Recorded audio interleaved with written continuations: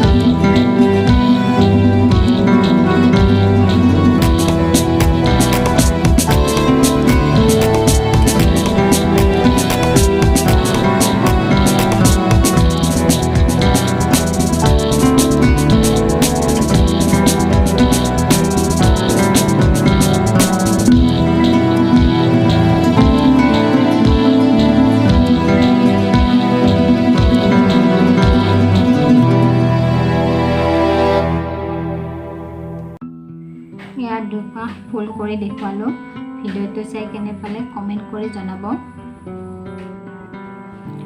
আৰু যিসকলে মোৰ ভিডিঅ'টো আজি প্ৰথম চাইছে তেওঁলোকে সাবস্ক্ৰাইব কৰি দিব আপোনালোকৰ মৰম আশীৰ্বাদ পালেহে মই আগুৱাই যাবলৈ সক্ষম হ'ব পাৰিম